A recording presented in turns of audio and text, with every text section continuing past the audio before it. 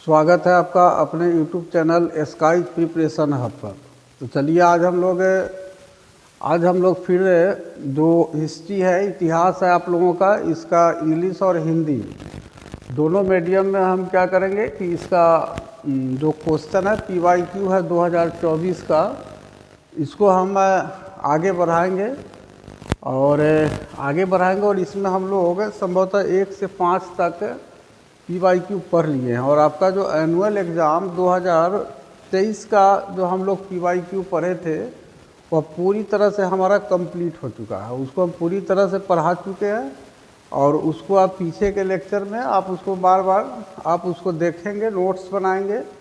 और यकीन मानिए 5 साल का जब जिस तरह से हम एनालिसिस करके इसको पढ़ा रहे हैं, अगर 5 साल का ठीक से देख लिए तो आप बिल्कुल 100% क्वेश्चन का आंसर आप दे कर आएंगे, ये कन्फर्म रहिए।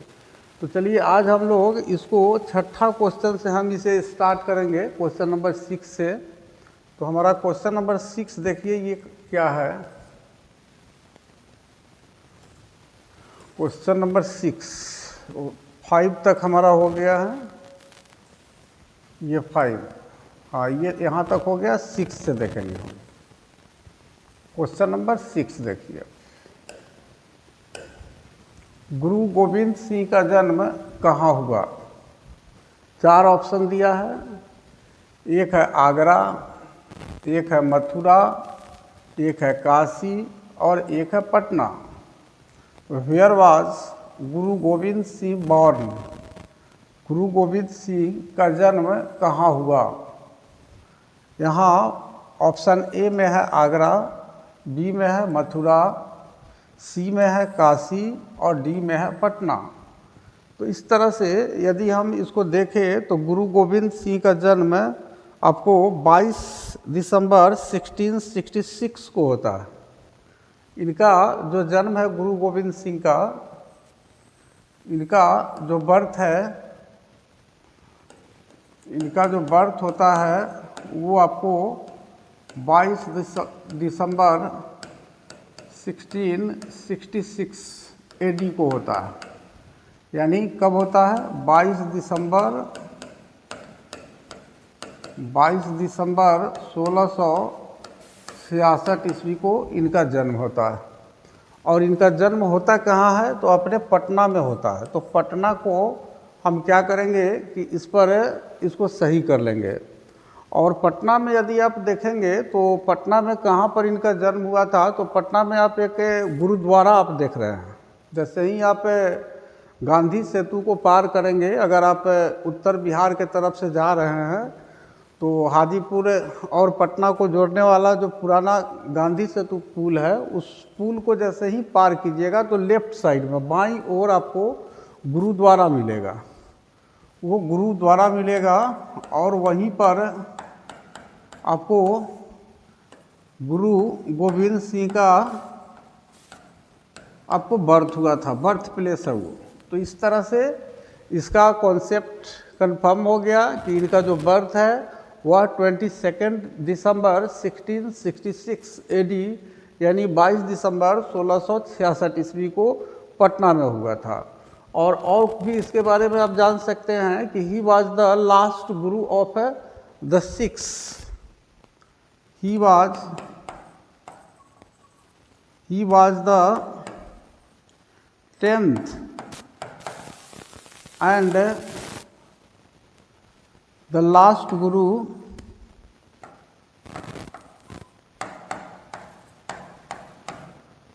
of the six। यानी हम इसके बदले में हिंदी में लिखेंगे कि वे सिखों के 10वें और अंतिम गुरु थे।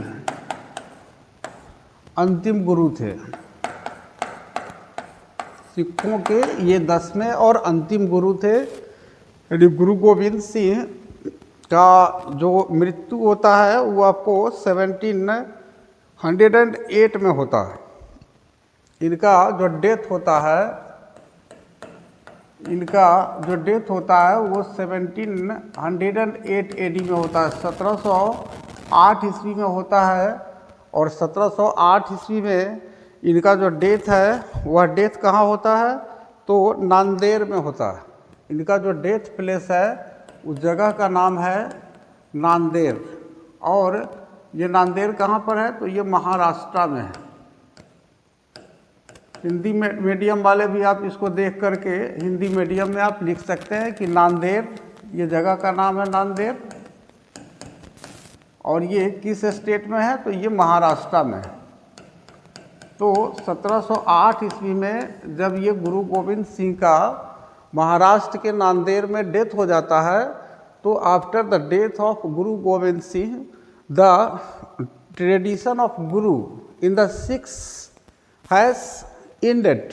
यानी हम कह सकते हैं कि जब 1708 ईस्वी में गुरु गोविंद सिंह की मृत्यु हो गई, तो उसके बाद सिख रिलीजन में जो आपको एक ट्रेडिशन था, गुरु परंपरा जो चल रहा था, गुरु का जो ट्रेडिशन चल रहा था, तो ये ट्रेडिशन जो है इनके मृत्यु के साथ ही समाप्त हो गया। और ये सिखों के लास्ट गुरु भी थे, 10th एंड 10वें और अंतिम गुरु थे।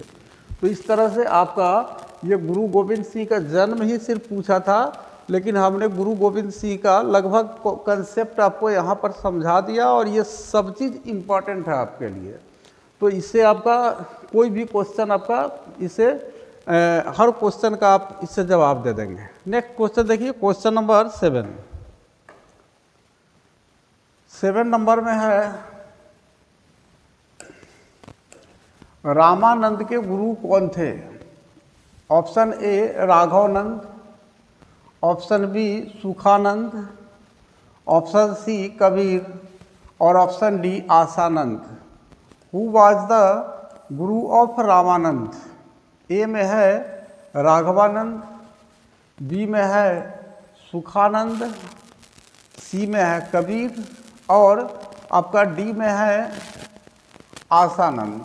तो इस तरह से यहाँ पर रामानंद के गुरु को हमें बताना है। और यहाँ पर 4 गुरु का नाम यहाँ लिखा है। ये सभी के सभी आपको गुरु थे, क्योंकि आपको पता होना चाहिए कि आपको 15th और 16th जो सेंचुरी एडी था, 15वीं से 16वीं शताब्दी जो ईस्वी था, तो उसमें क्या हो रहा था कि इंडिया में आपको भक्ति मूवमेंट चल रहा था।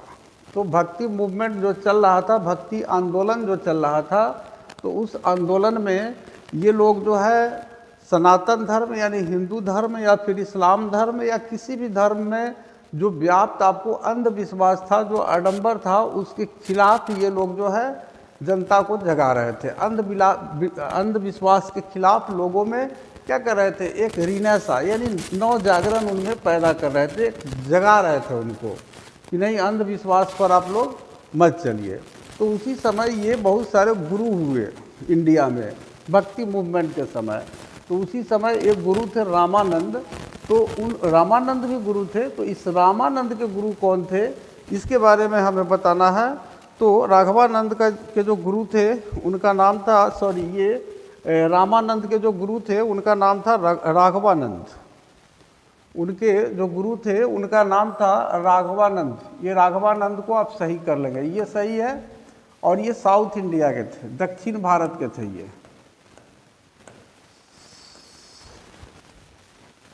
ये कहाँ के थे, साउथ इंडियन थे। राघवानंद जो थे ये आपको साउथ इंडियन थे, साउथ इंडियन थे। तो इस तरह से हमारा जो क्वेश्चन नंबर, चूँकि 1 लाइनर जहाँ क्वेश्चन होगा वहाँ पर एक लंबा कॉन्सेप्ट वगैरह कुछ होता नहीं है। तो ये 1 लाइनर क्वेश्चन था, सिर्फ हमें रामानंद के गुरु के बारे में बताना था। तो आप कंफर्म रहिए कि रामानंद के गुरु राघवानंद थे। क्वेश्चन नंबर 8, बहाउद्दीन जकारिया का संबंध किस सिलसिला से है? यहाँ पर लिखा है चिश्ती, यहाँ लिखा है सुहरावर्दी, यहाँ लिखा है कादरी और यहाँ पर लिखा है नक्शबंदी। विथ सिलसिला is Bahauddin Zakariya related? Chishti, Suhrawardi, Qadri and Naqshbandi. आप ये समझिए कि ये चिश्ती, सुहरावर्दी, कादरी, नक्शबंदी ये सब क्या है। तो आपको समझना है कि जिस तरह से भारत में भक्ति मूवमेंट चल रहा था, किसके खिलाफ चल रहा था? जो सनातन धर्म में, सनातन रिलीजन में जो व्याप्त आपको अंधविश्वास था, उसके अगेंस्ट में भक्ति मूवमेंट इंडिया में चल रहा था। तो उसी तरह से इस्लाम धर्म में जो कट्टरता था, जो रिजिडिटी थी, कठोरता था, उसके खिलाफ में इस्लाम धर्म में कुछ ऐसे लोग पैदा लिए जिन लोगों ने उसके कट्टरता के खिलाफ में आवाज़ उठाया। और उन लोगों को क्या कहा गया? उनको सूफी कहा गया। उनको सूफी कहा गया, सूफी कहा गया। और उसी को हम भारत में अगर कहें भक्ति आंदोलन, तो ये संत होते थे। तो बिल्कुल हिंदुओं में हम जिसको संत कहते थे, मुसलमानों में हम उन्हें ही सूफी कहते थे। तो ये सूफी सिलसिला स्टार्ट हुआ, सूफी सिलसिला स्टार्ट हुआ। और ये क्या करते थे कि ये बड़े नरम स्वभाव के व्यक्ति होते थे, बहुत ज़्यादा आपको कठोर नहीं होते थे धर्म के प्रति। तो ये सूफी सिलसिला वाले लोग जो है नरम दिल के लोग होते थे। और उसी में आपको चिश्ती जो आप सिलसिला देखिएगा, यहाँ सबसे जो फेमस इसके सूफी हुए थे, सूफी सेंट हुए थे, उनका नाम था ख्वाजा मोइनुद्दीन चिश्ती। तो ये चिश्ती सिलसिला से रिलेटेड थे। आपको ख्वाजा मोइनुद्दीन चिश्ती, जिनका जो दरगाह है, उनका जो दरगाह है, वो दरगाह आपको कहाँ पर है? राजस्थान में है। राजस्थान में के अजमेर में है, जिसे अजमेर शरीफ के नाम से भी जाना जाता है। और ये चिश्ती सिलसिले के जो वो संत है ख्वाजा मोइनुद्दीन चिश्ती, तो कहा जाता है कि वो इतने पवित्र व्यक्ति थे, इतने होली पर्सन थे कि उनके चारों तरफ जो एक ऑरा क्रिएट हो गया था। ऑरा का मतलब होता है कि एक घेरा, एक सुरक्षात्मक घेरा। ऐसा मान्यता है कि किसी ऑल माइटी के द्वारा, कोई सर्वशक्तिमान ईश्वर के द्वारा, जो व्यक्ति ज़्यादा होली पर्सन होते हैं, पवित्र व्यक्ति होते हैं, तो उनके, जिनकी आत्मा पवित्र होती है, तो उनके चारों तरफ एक लाइट का, समझिए कि एक घेरा बन जाता है। और उसके अंदर बहुत ही ज़्यादा अट्रैक्टिंग पावर जो है आ जाता है। तो ऐसा माना जाता है ख्वाजा मोइनुद्दीन चिश्ती के बारे में। और ये चिश्ती सिलसिले के आपको क्या थे? सूफी संत थे ख्वाजा मोइनुद्दीन चिश्ती। और उनसे लोग इतने प्रभावित थे, इतने उनसे जो है लोग प्रसन्न थे कि सभी धर्मों के लोग आज भी जो है अजमेर जा कर के, अजमेर शरीफ जा कर के, और ख्वाजा मोइनुद्दीन चिश्ती की जो दरगाह है वहाँ पर चादर पोशी करते हैं। तो ये सूफी क्या था? एक सिलसिला था। यानी हम कह सकते हैं कि जिस तरह से हिंदू धर्म में व्याप्त अंधविश्वास के खिलाफ में भारत में हिंदुओं ने जो आंदोलन चलाया, उसे भक्ति आंदोलन कहते हैं। और जिन लोगों ने भक्ति आंदोलन चलाया उसे संत कहते हैं, सेंट कहते हैं। अंग्रेजी में उसी संत को हम सेंट भी लिखते हैं। ये साधु टाइप के लोग होते हैं। और इस्लाम रिलीजन में जो कट्टरपंथ था, उसके खिलाफ जिन लोगों ने आवाज़ बुलंद किया, उसे सूफी कहा गया। और ये अलग अलग तरीका था इनके, अपने समझिए कि अपना जो तौर तरीका है इनका जो जीवनचर्या है, जीने का तरीका है, ये चिश्ती के थोड़ा अलग है, सुहरावर्दी सिलसिले का अलग है, कादरी सिलसिले वाले का अलग है, नक्शबंदी सिलसिले का और भी आपको सिलसिला है, सत्तारिया है। उसके बाद आपको और भी कई सिलसिले हैं जिसके बारे में हम लोग विस्तार से पढ़ेंगे। लेकिन चिश्ती, सुहरावर्दी, कादरी और नक्शबंदी, तो इसमें से ये जो बहाउद्दीन जकारिया थे, इस चारों में से किस सिलसिले के सूफी सेंट थे? यानी किस सिलसिले के से रिलेटेड थे? बहाउद्दीन जकारिया। मेन ये बहाउद्दीन जकारिया की बात हो रही है। ये क्या थे? ये सब चारों में से किसी एक सिलसिला से ये जुड़े हुए थे और उसी सिलसिला का नाम हमें बताना है। तो इस तरह से अगर हम देखें तो ये सुहरावर्दी सिलसिले से जुड़े हुए थे। किससे जुड़े हुए थे? सुहरावर्दी सिलसिला। तो बी ऑप्शन हमारा इसका सही जवाब हो जाएगा। और भी कुछ सुहरावर्दी के बारे में अलग उसका रहेगा, उससे रिलेटेड तो सुहरावर्दी के बारे में आपको बताया जाएगा। लेकिन ध्यान रखिए कि बहाउद्दीन ज़कारिया आपको सुहरावर्दी सिलसिले से जुड़े हुए थे। और चिश्ती से अगर कहिएगा तो ख्वाजा मोइनुद्दीन चिश्ती तो थे ही, और इसमें आपको आगे चल कर के निज़ामुद्दीन औलिया भी हुए थे। निज़ामुद्दीन औलिया का दरगाह दिल्ली में, तो निज़ामुद्दीन औलिया, उसके बाद आपको क्या बोलते हैं ये ख्वाजा मोइनुद्दीन चिश्ती, ये लोग चिश्ती सिलसिला के आपको सूफी थे और उससे रिलेटेड थे। और सुहरावर्दी से आपको रिलेटेड थे बहाउद्दीन ज़कारिया। तो ये क्वेश्चन नंबर 8 आपका क्लियर हुआ। नेक्स्ट देखिए 9 नंबर, सूफी संतों का निवास स्थान क्या था? 4 ऑप्शन दिया है। ए में खानकाह, बी में दिया है दरगाह, सी में दिया है तज़किरा और डी में दिया है समा। What was the residence of Sufi cents? देखिए यहाँ सूफी सेंट्स आ गया, यही वहाँ पर सिर्फ सिलसिला का चर्चा था, लेकिन वो सूफियों का सिलसिला था।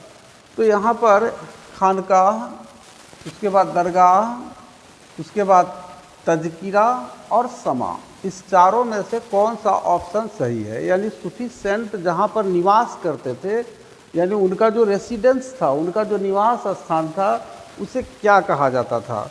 तो सूफियों के निवास स्थान को आपको खानकाह कहा जाता था, यानी इसी खानकाह में ये रहते थे सूफी सेंट। ये दरगाह उसे कहा जाता है जहाँ पर इनकी मृत्यु होने के बाद उनको दफनाया जाता था। तो इस तरह से आपको खानकाह इसमें बिल्कुल सही होगा। तो सूफी संतों का निवास स्थान क्या था? तो खानकाह था। What was the residence of Sufi cents? तो खानकाह इसका सही ऑप्शन होगा। उसके बाद हम लोग चलते हैं क्वेश्चन नंबर 10 के तरफ। 10 नंबर में देखिए, विजयनगर साम्राज्य से किस नगर का संबंध है? 4 नगर दिया है, Mathura, Ajmer, Kashi, Hampi. Which city is associated with the Vijayanagara empire? Mathura, Ajmer, Kashi, Hampi. तो यहाँ 1 लाइनर क्वेश्चन है। तो यहाँ पर आप समझ लीजिए कि जो विजयनगर साम्राज्य जो आप देख रहे हैं, विजयनगर एम्पायर, ये इसको किसने एस्टेब्लिश किया था? तो यहाँ पर यादव वंश का शासन था। यादव डायनास्टी आप इसको बोल सकते हैं। जो विजयनगर एम्पायर देख रहे हैं, इसको एस्टेब्लिश किया था यादवों ने। तो यादव डायनास्टी का यहाँ पर शासन था, यादव वंश का शासन था, यादव वंश। और इसको एस्टेब्लिश किसने किया था? तो इसको एस्टेब्लिश किया था हरिहर एंड बुक्का। ये बुक्का ब्रदर्स आप इसको बोल सकते हैं, ये दोनों भाई थे। ये हरिहर और बुक्का दोनों भाई थे। हरिहर और बुक्का, इसी ने विजयनगर एम्पायर को, विजयनगर साम्राज्य को एस्टेब्लिश किया था। और 1336 ईस्वी में, यानी हम बोल सकते हैं 1336 AD, यानी 1336 ईस्वी में 2 यादव बंधु, जिसमें से एक का नाम था हरिहर और एक उसका भाई था जिसका नाम था बुक्का।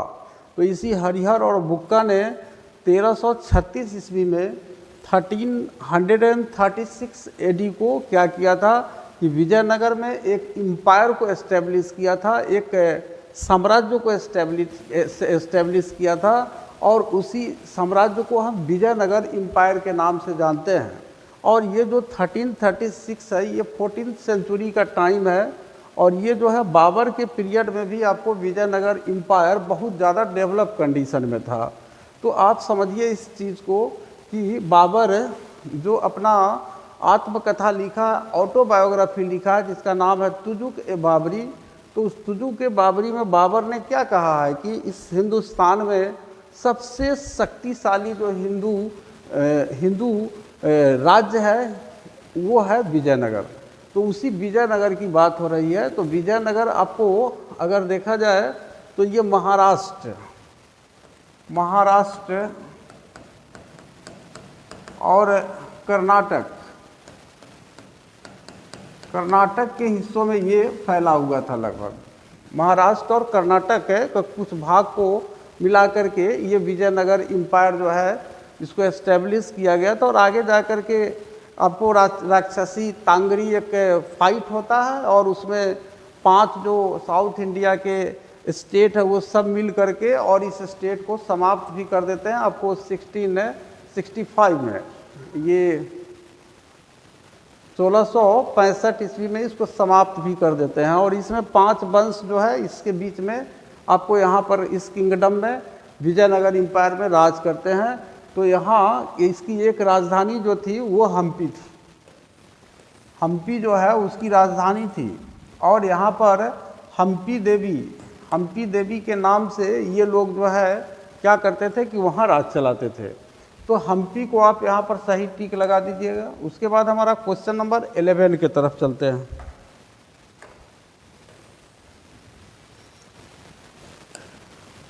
गांधार कला किस कला से प्रभावित थी? चीनी कला, यूनानी कला, ईरानी कला और इनमें से कोई नहीं। Gandhara art was influenced by which art? Chinese art, Greek art, Indian art and none of this. ईरानी है, यहाँ पर ईरानियन आर्ट है। तो इस तरह से ये जो गांधार आर्ट है,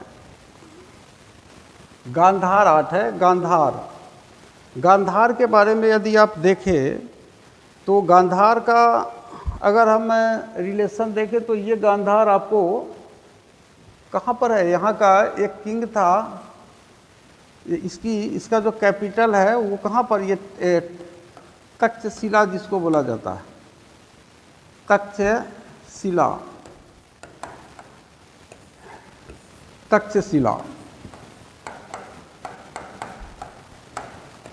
और यहीं की गांधारी भी थी। आप जो दुर्योधन की पत्नी का नाम जो सुने हैं आप महाभारत में, तो ये पाकिस्तान और अफगानिस्तान वाला जो पार्ट है उसी के बॉर्डर एरिया में आपको गांधार, ये आपको महाजनपद था। आप जब इंडियन हिस्ट्री को पढ़ेंगे तो उसमें हम बड़ी डिटेल से गांधार महाजनपद को पढ़ेंगे। क्योंकि उस समय जिस समय गांधार महाजनपद था उस समय जो हमारा आज का इंडिया देख रहे हैं वह 16 महाजनपदाद में, हाँ हम लोग तो पढ़े ही हैं, 16 महाजनपद के बारे में हम लोग पढ़े हैं और उसमें से एक महाजनपद हमारा गांधार है।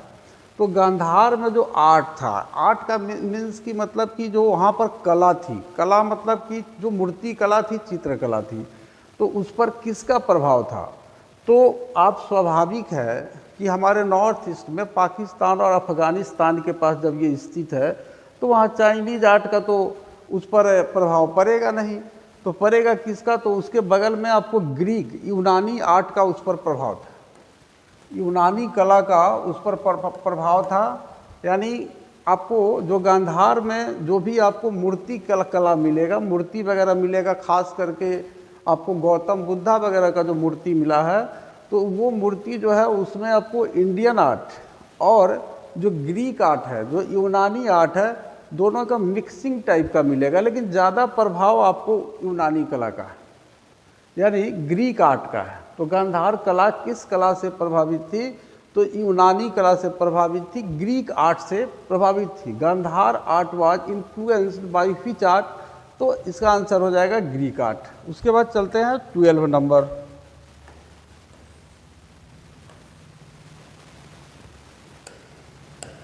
मौर्य काल में न्यायिक अधिकारी कौन था?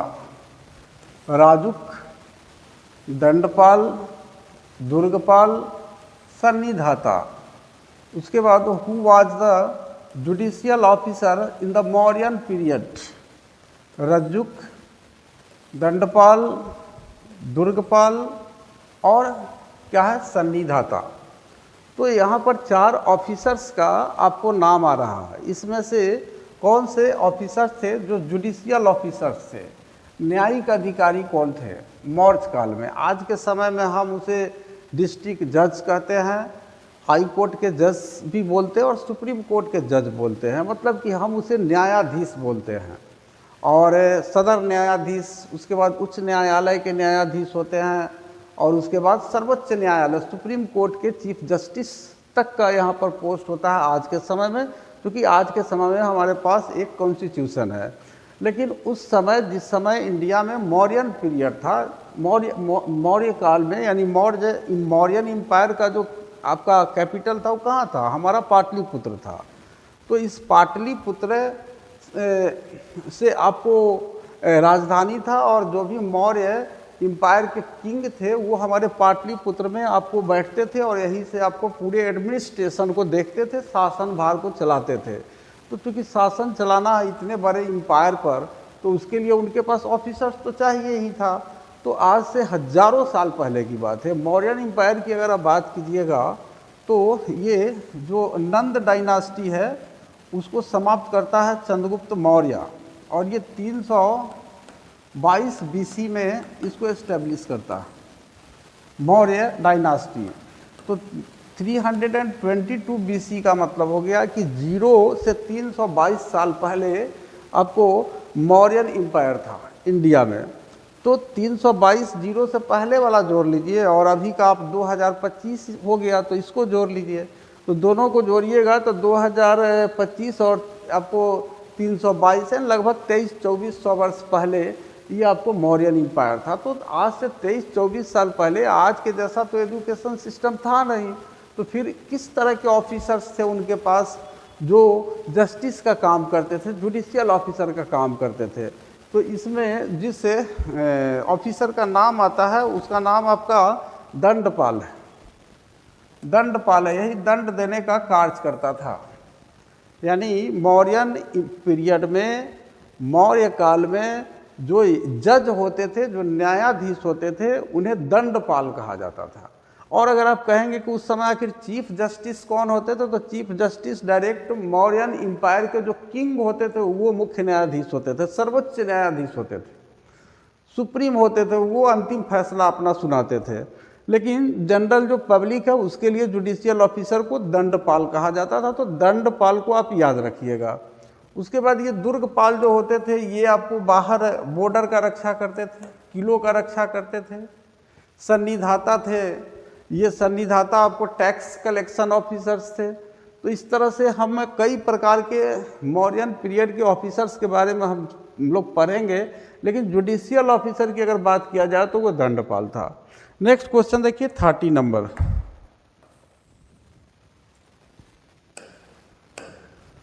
पन किस धातु का सिक्का था? सोना, चांदी, तांबा, कांस्य। पना was coin of which metal? Gold, silver, copper और ब्रॉन्ज।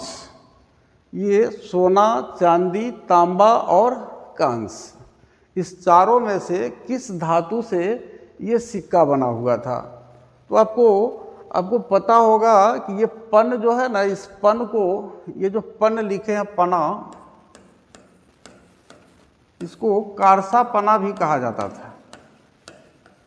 कारसा पना, यानी इसको पन या इसी को कारसापन भी कहा जाता था। और आपको पता है कि जब नंद डायनास्टी का जो लास्ट किंग था जिसका नाम था घनानंद,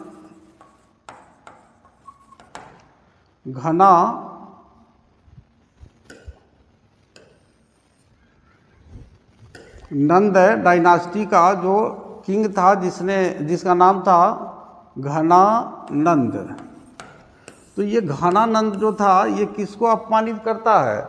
ये चाणक्य को अपमानित करता है, जिसका नाम विष्णुगुप्त है। तो ये चाणक्य, इसके दरबार में एक प्रधानमंत्री थे, ये पुरोहित थे। पुरोहित जो होते थे उस समय ब्राह्मण होते थे राजाओं के दरबार में, और वो जो पुरोहित होते थे उनको प्रधानमंत्री ये लोग बना देते थे, और इनके सलाहकार होते थे राजा लोगों का। तो चाणक्य को अपमानित करके घनानंद जो है पाटलिपुत्र में अपमानित करके भगा देता है। तो चाणक्य चूँकि विद्वान व्यक्ति है तो ये क्या करता है कि ये नंद जो एम्पायर है उसको समाप्त करने का कसम खाता है और उसके बाद वह जंगल की तरफ चल जाता है। तो जो विंध्याचल के जो आपको जंगल है उस जंगल की तरफ जाता है। तो जाने के बाद एक बच्चा मिलता है, जो बच्चा सब जंगल में आपको अपने मवेशियों को चरा रहा है, पशुओं को चरा रहा है और बच्चे लोग बैठ करके कुछ खेल खेल रहे हैं, जिस खेल का नाम था राजकिलम। उसके बारे में हम लोग पढ़ेंगे। और उसमें एक जज के कुर्सी पर बड़ा ही तेज तर्रार लड़का बैठा हुआ था जिसका नाम था चंद्रगुप्त मौर्य। चंद्रगुप्त मौर्य उसका नाम था। उसका क्या नाम था उस बच्चा का? चंद्रगुप्त मौर्य। तो चाणक्य उसमें देखा विंध्याचल के जंगलों में कि भाई ये तो बड़ा ही तेज तर्रार बच्चा है। तो देखा कि इसी बच्चा को पता करते हैं कि ये कौन है। तो पता चला कि इसके माता पिता के बारे में इसको जानकारी नहीं मिला, सही ढंग से नहीं पता चला, लेकिन इसके मालिक के बारे में पता चला कि ये फलाने मालिक के यहाँ का के मवेशी को चरा रहा। तो ये चाणक्य कहा, उसके मालिक के पास गया और कहा कि एक काम कीजिए, आप हमें इस बच्चा को दे दीजिए, हम इसे ले जाना चाहते हैं। और उसके बाद कहा कि हम क्यों दे दें? तो कहा कि हम आपको 1000 कारसापन देंगे, 1000 कारसापन देंगे। कारसापन कहिए या इसी को हम पन भी कहेंगे। ये जो पन का यहाँ पर जो चर्चा किया गया है, पना का जो चर्चा किया गया, तो 1000 कारसापन देंगे। ये बात किसने कहा? चाणक्य ने कहा। किससे? उस चंद्रगुप्त मौर्य के जो मालिक थे उससे कहे। और उसके बाद वो एग्री हो गया और 1000 कारसापन दे करके चाणक्य जो है चंद्रगुप्त मौर्य को कहाँ ले गया? ये गांधार, जहाँ पर तक्षशिला यूनिवर्सिटी था, the oldest university of the world, विश्व का सबसे पुराना विश्वविद्यालय आपको तक्षशिला था, जिसको एस्टेब्लिश किसने किया था? राजा तक्ष ने एस्टेब्लिश किया था। तो वो पाकिस्तान वाले भाग में आज भी तक्षशिला, जैसे आप बिहार में नालंदा यूनिवर्सिटी का आप खंडहर देख रहे हैं जो बाद में बना है, लेकिन द ओल्डेस्ट की बात की जाएगी तो दुनिया का सबसे पुराना जो विश्वविद्यालय है वो तक्षशिला विश्वविद्यालय है।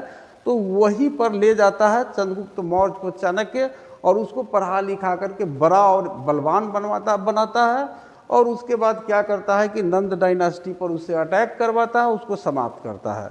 तो ये जो कारसापन या पन का चर्चा आया है वह उसी समय आया है। आपको जो इसका इकोनॉमिक्स, अर्थशास्त्र जो उस समय का पॉलिटिकल बुक था, अर्थशास्त्र जो चाणक्य ने लिखा है, वो आज का इकोनॉमिक्स जो आर्थिक स्थिति इकोनॉमी के बारे में पढ़ते हैं तो वो नहीं था। चाणक्य के द्वारा लिखा हुआ जो इकोनॉमिक्स था, अर्थशास्त्र था, वो राजनीति विज्ञान की पुस्तक थी, पॉलिटिकल साइंस का वो बुक था।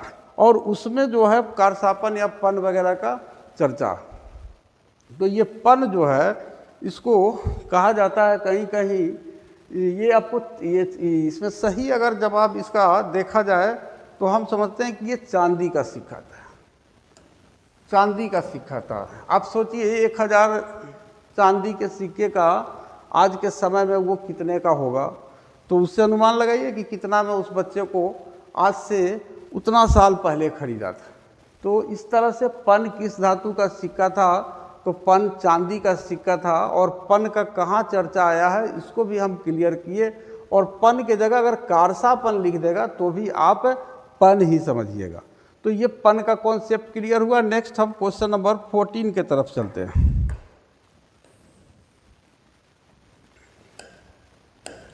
प्रथम बौद्ध संगीति कहाँ हुई थी?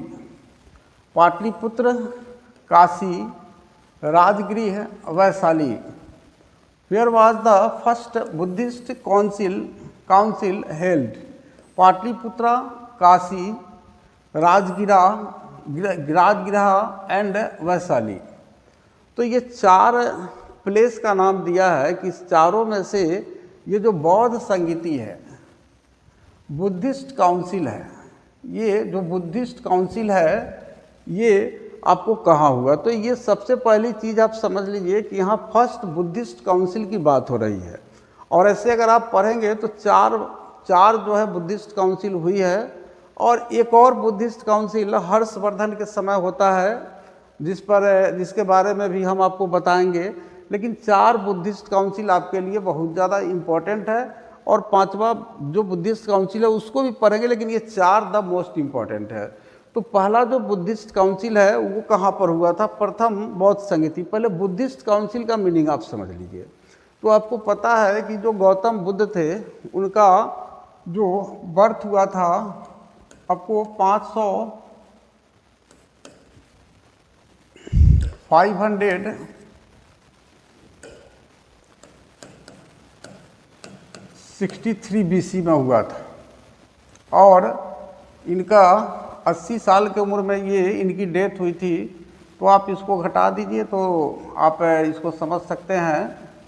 80 अगर हम इसमें से घटाते हैं तो 3 और ये 8 और ये 4, यानी 483 BC में इनका डेथ हो गया था। किनका डेथ हुआ था? ये गौतम बुद्ध का।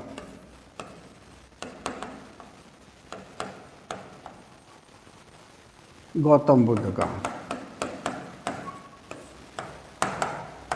बुद्ध का जो जन्म है वो 563 BC में हुआ।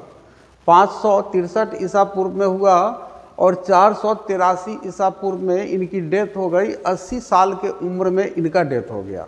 तो जब इनका डेथ हो गया तो इन्होंने जो कुछ भी उपदेश दिया था, जो भी इन्होंने स्पीच दिया था लोगों के बीच में, कि किस तरह से यानी जीवन की जो सत्यता है, यानी कह सकते हैं कि वे ऑफ लाइफ, जीने का जो तरीका है, उसके बारे में इन्होंने मुख्य रूप से प्रवचन दिया था, लोगों को स्पीच दिया था। तो उनकी जो बातें थी गौतम बुद्ध को, तो उन्हीं के बातों को एक कलमबद्ध करने के लिए, पुस्तक का रूप देने के लिए, और उनके विचारों को एकत्र करने के लिए, कलेक्ट करने के लिए, जितने भी बुद्धिस्ट होते थे, जो बौद्ध धर्म के आपको गुरु होते थे या बौद्ध धर्म के जो विद्वान होते थे, उनका एक कॉन्फ्रेंस होता था। और ये जो फर्स्ट कॉन्फ्रेंस हुआ, तो जिस साल गौतम बुद्ध की मृत्यु हुई उसी साल ये फर्स्ट आपको बुद्धिस्ट काउंसिल हुआ। और ये जो फर्स्ट बुद्धिस्ट काउंसिल हुआ ये आपको कहाँ पर हुआ था? तो फर्स्ट बुद्धिस्ट काउंसिल यदि आपको देखा जाए तो ये 483 BC में ही हुआ था, और राजगृह में हुआ था। राजगृह में हुआ था। ये कब हुआ था? जिस साल गौतम बुद्ध का डेथ हुआ था। और इस बुद्धिस्ट काउंसिल का जो प्रेसिडेंट था, अध्यक्ष जो था, प्रेसिडेंट जो था, जिसको हम अध्यक्ष भी कह सकते हैं, जैसे कोई भी अगर सम्मेलन होता है तो उस सम्मेलन के संचालन के लिए एक अध्यक्ष की ज़रूरत होती है। तो उसी तरह से जो ये Buddhist council, first Buddhist council हो रहा है, इस समय आपको जो मगध है का जो किंग है, मगध का उस समय जो राजधानी भी है वो राजगृह है। पाटलिपुत्र भी राजधानी आया नहीं है। और ये बिंबिसार का जो बेटा है अजातशत्रु, ये अजातशत्रु इस समय ये आपको यहाँ का किंग है। यहाँ का किंग कौन है? अजातशत्रु। और ये अजातशत्रु के पीरियड में आपको फर्स्ट बुद्धिस्ट काउंसिल होता है 483 BC को। और इसके जो प्रेसिडेंट बनते हैं, इसके प्रेसिडेंट का अगर नाम देखा जाए तो इनका नाम है आपको महाकश्यप। महाकश्यप इनका नाम है, महाकश्यपा। और इसमें आपको इसके प्रेसिडेंट का नाम है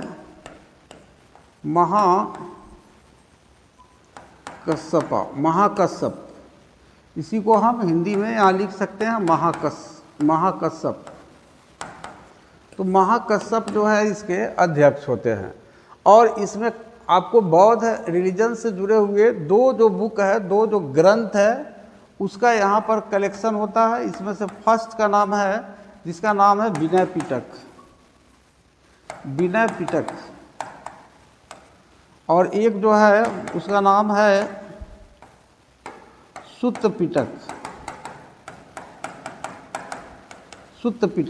पिटका इसको लिख सकते हैं अंग्रेजी में, और हिंदी में तो ऐसे ही इसको बोल देंगे विनय पिटक।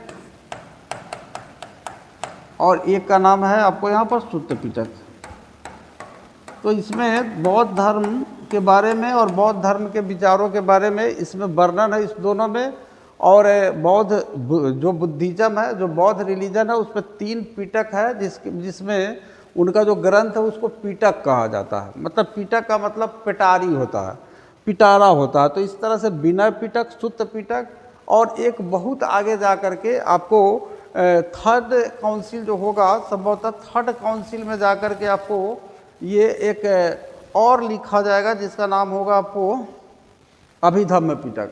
तो विनय पिटक, सुत्त पिटक और अभिधम्म पिटक, ये 3 पिटक ये प्रसिद्ध है, फेमस आपको बौद्ध ग्रंथ है।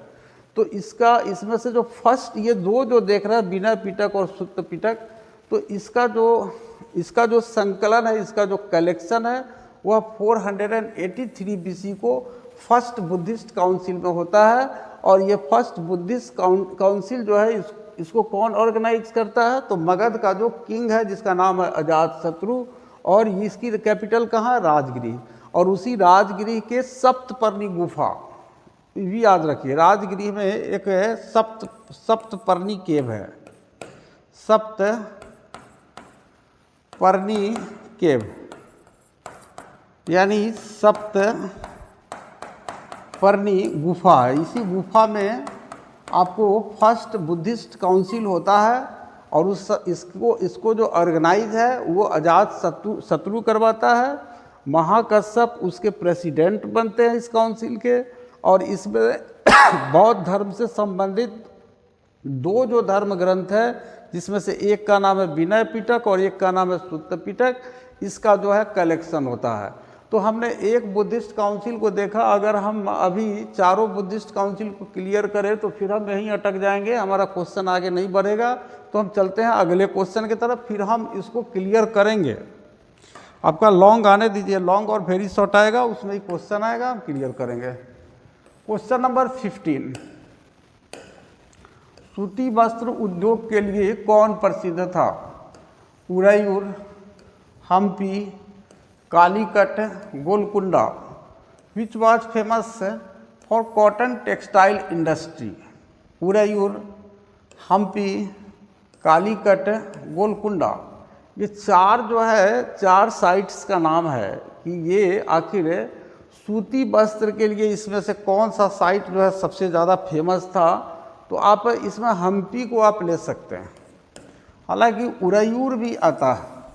अगर ऑप्शन में आपका हम्पी नहीं रहेगा तो आप उरैयूर मार दीजिएगा, लेकिन उरैयूर और हम्पी दोनों रहेगा तो आप हम्पी मारिएगा।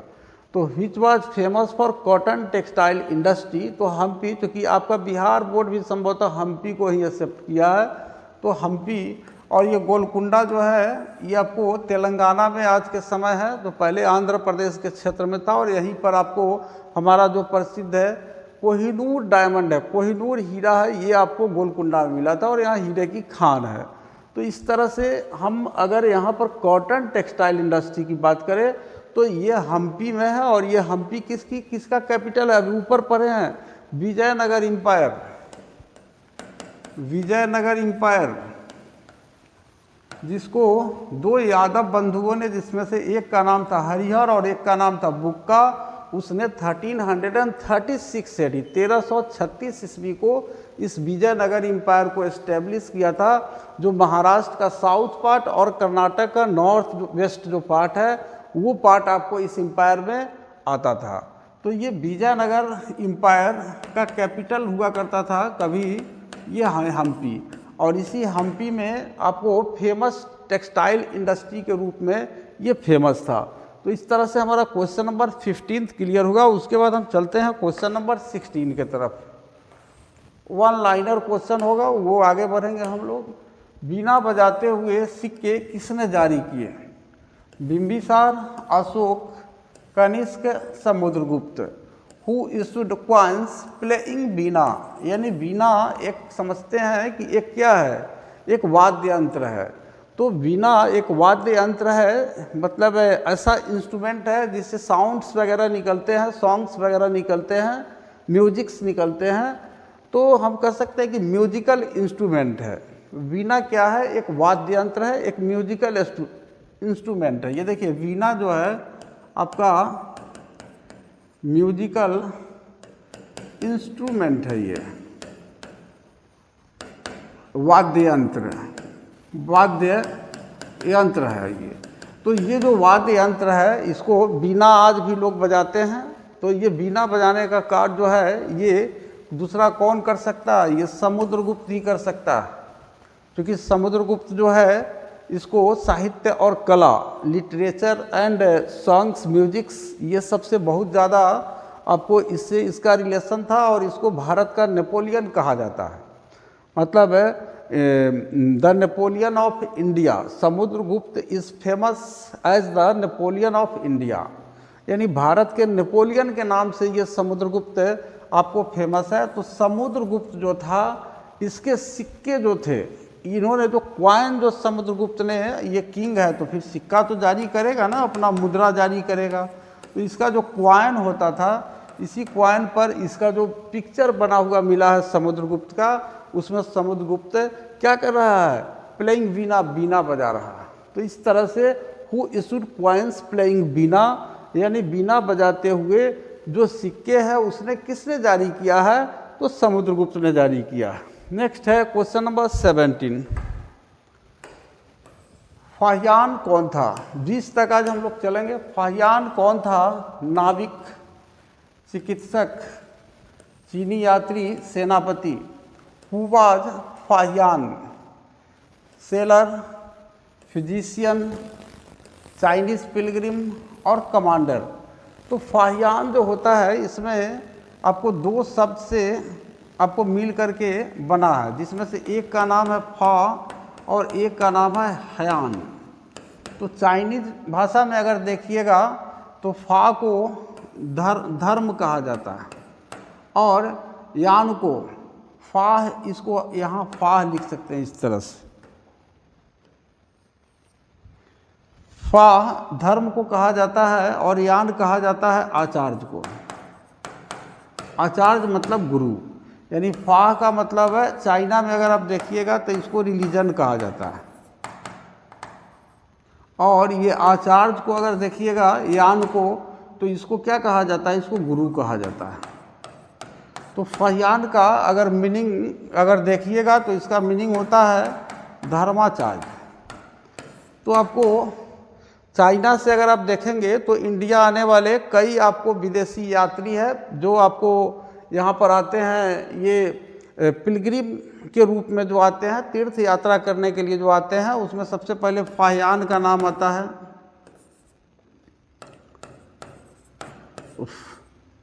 ये जो है ना इसका, देखिए ये आपको आता है, फाहियान का नाम आता है, उसके बाद ह्वेनसांग का नाम आता है, और उसके बाद बहुत आगे चल के एक और पिलग्रिम्स आते हैं, चाइनीज़ पिलग्रिम, जिसका नाम इत्सिंग है। तो इस तरह से फाहियान, ह्वेनसांग और इत्सिंग जैसे चाइनीज़ पिलग्रिम्स जो है इंडिया आते हैं।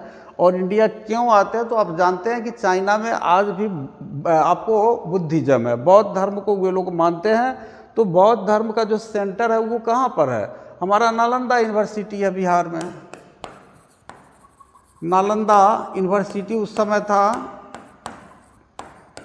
आपको बिहार में, जिसको गुप्त वंश के जो राजा थे जिनका नाम था कुमारगुप्त। तो कुमारगुप्त जो था, गुप्त डायनास्टी के ये किंग थे कुमारगुप्त। तो कुमारगुप्त ने क्या किया था? इसको एस्टेब्लिश किया था नालंदा यूनिवर्सिटी को। और ये जो नालंदा यूनिवर्सिटी है, ये इसी में आपको बौद्ध धर्म से संबंधित जो ग्रंथ है उसका स्टडी करने के लिए फाहियान, ह्वेनसांग और इत्सिंग जैसे इंडिया आते हैं। तो ये चाइनीज़ पिलग्रिम थे। ये कैसा पिलग्रिम थे? तो ये ध्यान में रखिएगा आप, ये जो थे आपको चाइनीज़ पिलग्रिम थे। Who was Fahien? Chinese Pilgrim थे। ये आपको बिल्कुल ध्यान में रखिएगा। और ये 399 AD में आए थे, 399 ईस्वी में ये आया था। तो 399 AD में अगर आप देखेंगे तो इस समय आपको गुप्त डायनास्टी, गुप्त वंश का शासन था इंडिया में। तो इस तरह से 399 AD 399 ईस्वी को कौन आता है? चाइनीज़ पिलग्रिम यहाँ आता है सबसे पहले, जिसका नाम है फाहियान। और उसके बाद फिर इसके 200 वर्ष 250 वर्ष के बाद 629 AD में फिर ये आपको आएगा कौन, हुएनसांग आएगा। और 13 AD में ये 13वीं शताब्दी में 1200 कुछ ईस्वी को आपको इत्सिंग आता है। तो सबसे पहले आपको फाहियान आता है 399 AD में। और ये जो हुएनसांग है ये हर्षवर्धन के समय आता है, जिस समय वर्धन डायनास्टी का यहाँ पर रूल रहता है आपको हमारे इंडिया में। तो इस तरह से 17 हमारा क्लियर हो गया कि हु वाज फाहियान, फाहियान कौन था, तो ये चीनी तीर्थयात्री था। उसके बाद हम नेक्स्ट देखते हैं क्वेश्चन नंबर 18 के तरफ। आश्रम व्यवस्था में आयु को कितने भागों में बांटा गया है? तो आश्रम व्यवस्था में अगर आप देखेंगे तो आयु को 4 भागों में बांटा गया है। into how many parts has the age been divided in the ashram system? आप जानते हैं कि हमारा जो स्मृति ग्रंथ है, यानी जिसमें हम मनु स्मृति को ले सकते हैं, तो मनु स्मृति में और हमारे जो महाकाव्य है, इपिक्स है, जो धार्मिक ग्रंथ है, तो उनमें हमारे 4 प्रकार के आश्रम की व्यवस्था की गई है, जिसमें सबसे पहले 0 से 25 ईयर्स तक, 0 से 25 साल तक जो आश्रम है उसको हम बोलते हैं ब्रह्मचर्य आश्रम। ब्रह्मचर्य आश्रम, इसमें 0 से 25 साल के बीच में हम स्टूडेंट्स के रूप में एजुकेशन गेन करते हैं, यानी शिक्षा प्राप्त करने का ये उम्र बताया गया है। उसके बाद 25 से जो 50 साल का एज है, इस 25 साल के एज को कहा गया है गृहस्थ आश्रम, गृहस्थ आश्रम। और फिर 50 से 75 साल का जो एज है, इसको कहा गया है, कौन सा आश्रम कहा गया है? वानप्रस्थ आश्रम, वानप्रस्थ आश्रम। और लास्ट जो है, जिसमें आदमी 75 से 100 साल का जो एज है, उसको बोला जाता है आपको संन्यास आश्रम। तो इस तरह से अगर आप देखिएगा तो जो सनातन रिलीजन है उसमें 4 प्रकार के आश्रम का चर्चा है। पहला आपका कौन है? ब्रह्मचर्य आश्रम। ये कब से कब है? आपको 0 से 25 साल की उम्र तक। उसके बाद दूसरा है गृहस्थ आश्रम, ये 25 से 50 साल के उम्र तक है। उसके बाद आपका है वानप्रस्थ आश्रम, वानप्रस्थ आश्रम यानी 50 से 75 साल के उम्र तक। और अंतिम है संन्यास आश्रम। तो संन्यास आश्रम यानी 75 से 100 साल के उम्र तक आपको संन्यास आश्रम है। तो इस तरह से 4 आश्रमों की चर्चा जो है आपको की गई है, आपको जो हिंदू इपिक्स है, हिंदू जो धर्म ग्रंथ है उनमें। तो इस तरह से हमारा ये क्लियर हुआ। उसके बाद 19 नंबर चलिए, लेकिन 19 नंबर को थोड़ा सा हम विवाह पर चर्चा है तो ये थोड़ा लॉन्ग टाइम इसमें लगेगा, क्योंकि विवाह का पूरा कंसेप्ट ये कब शुरू हुआ और कितने प्रकार के मैरिज होते हैं, मैरिज सिस्टम है, वो होते थे वैदिक पीरियड में यानी एंशिएंट टाइम में। तो इसमें थोड़ा सा लंबा टाइम लगेगा, इसलिए 19 को हम कल करेंगे, अगले वीडियो में करेंगे। तो इस तरह से आज हमारा 18 तक फुल कॉन्सेप्ट के साथ हमारा जो PYQ है एनुअल एग्ज़ाम 2024 का ये कन्फर्म हुआ। तो आप नोट्स बनाते चलिए और बड़े ढंग से आप लेक्चर को सुने, ताकि आपको हिस्ट्री जो है वो आपको याद हो जाए, एक कहानी की तरह याद हो जाए, एग्ज़ाम में सामने आए और आप अपने ओन लैंग्वेज, अपने भाषा में आप अपने आंसर को लिख पाइए। तो चलिए आज हम यही 18वें नंबर जो प्रश्न है यहीं पर आज हम अपना लेक्चर समाप्त करते हैं। और आप लोगों से रिक्वेस्ट करते हैं कि चैनल को सब्सक्राइब कीजिए, लाइक कीजिए, शेयर कीजिए।